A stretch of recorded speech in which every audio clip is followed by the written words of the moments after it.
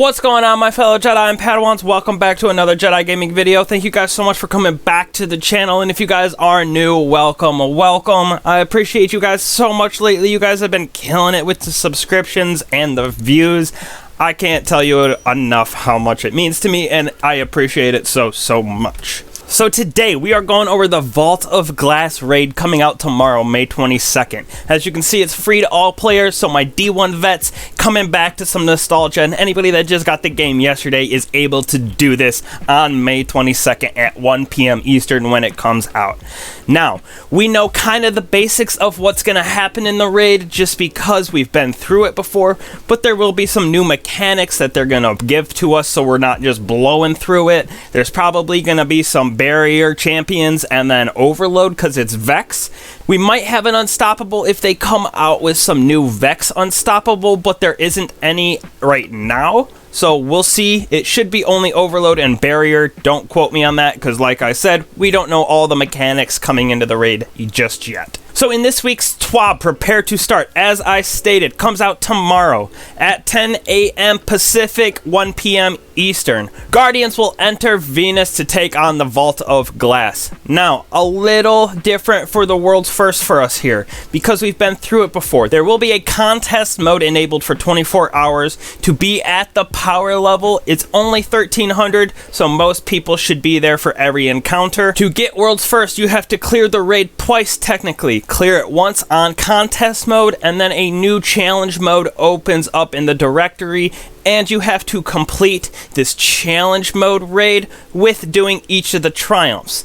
And if you fail a triumph, your entire team wipes to help prevent lost time in the race. So that's a little different than our normal world's first.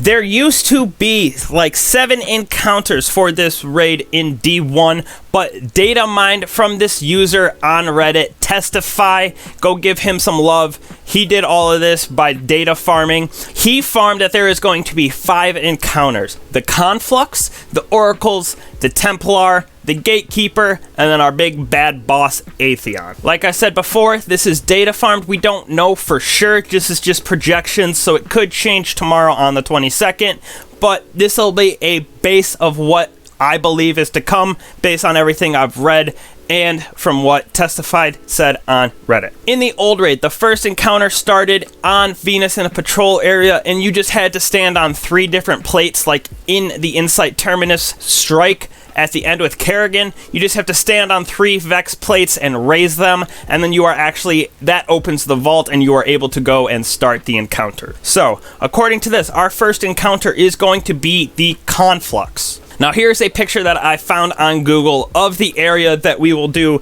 the CONFLUX, the Oracles, and the Templar all on this arena right here. As you can see, there is 3 left sides, 3 right sides, and the middle lane. For the CONFLUX, in D1, it was 3 waves of enemies or 3 rounds. At first, a CONFLUX spawned right here in the middle.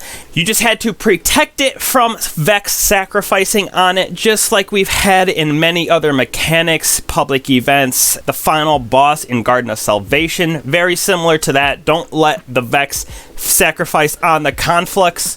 There is also going to be fanatics that when they explode, they drop a debuff, and you will have to go to the CONFLUX to cleanse yourself.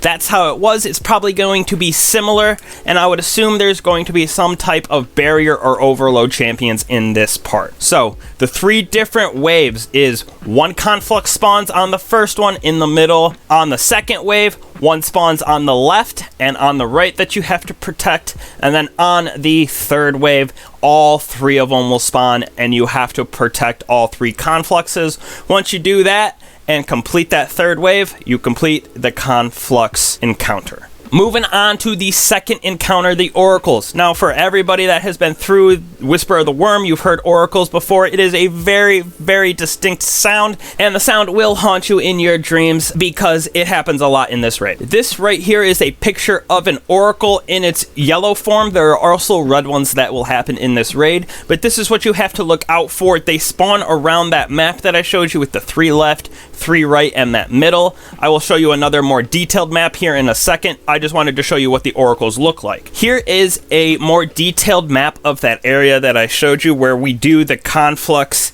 the oracles, and the Templar. So during the oracles, as you can see, these yellow marks on the map are where the yellow oracles spawn. So during the oracle encounter, make sure you have your team spread out where they can be all 7 oracles can be seen. So when these oracles spawn, you will hear the sound happen, and then you just have to destroy the oracle before it goes off. So just make sure your team is spread out around the map so you can see all 7 of the oracles, and when they spawn, just make sure you shoot them as quickly as you can while dealing with the enemies in the area. And once you go through this for a certain amount of time and shoot all the oracles, the encounter is over. So this one is pretty easy. Just make sure you know roughly where the oracles are going to spawn. The third encounter is the Templar. Same exact area as Conflux and Oracle. Like I said, it is pretty easy. You just have a little extra mechanic. You have some oracles that you have to shoot. You have a relic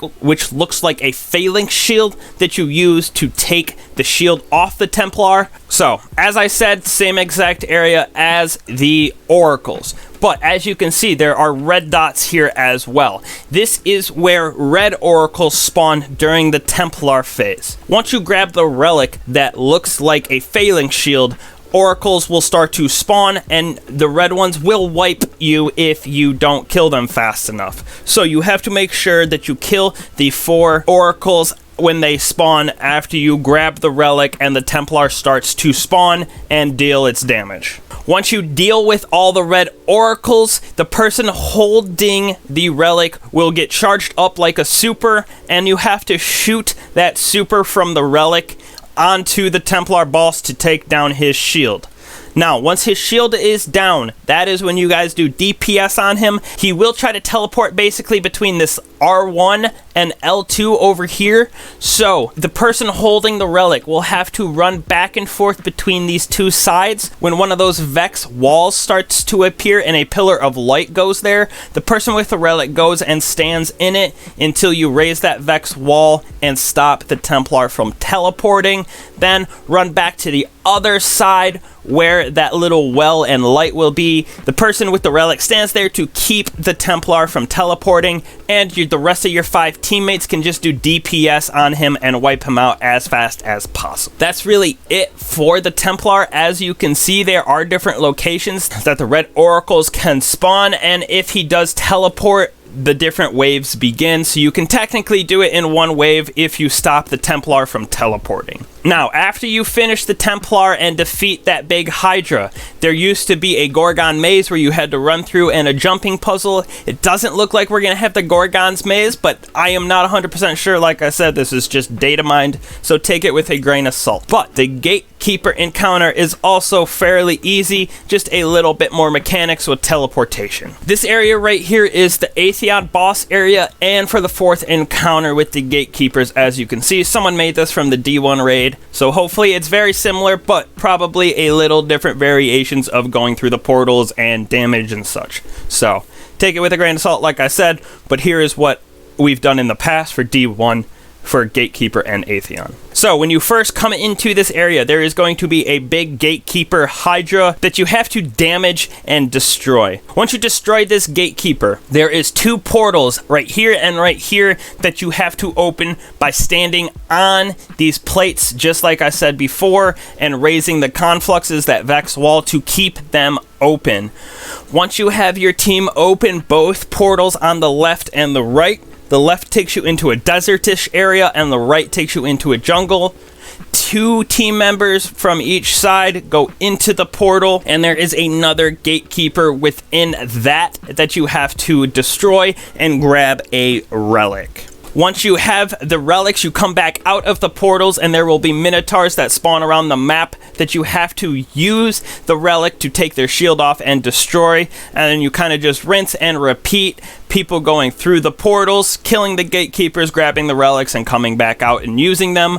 Once they run out, they just kind of rinse and repeat, and you go through that process until a certain amount of time, killing the minotaurs, and the encounter ends. You get your loot, but Atheon starts pretty much right away once you finish the Gatekeeper encounter. So be prepared to start fighting Atheon right away after you finish the Gatekeeper. So once Atheon spawns, you have 3 team members on the right plate and 3 team members on the left plate. Once this happens, he will teleport 3 people at random, or the 3 most far people back, that's how it used to be, into one of the areas, left or right. Once you figure out which area that is, the other 3 players that didn't get pulled go to that specific plate and hold open the portal for the team that is inside of it.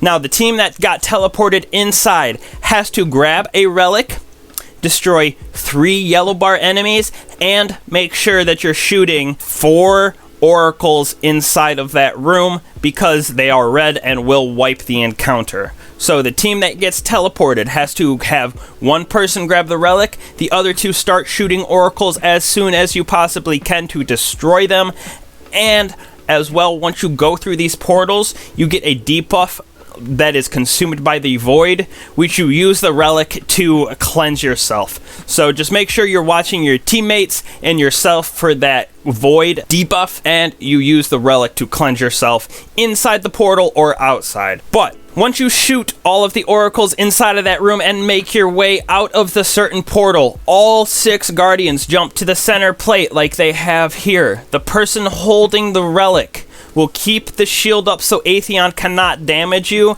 and then all 5 other guardians do damage on Atheon.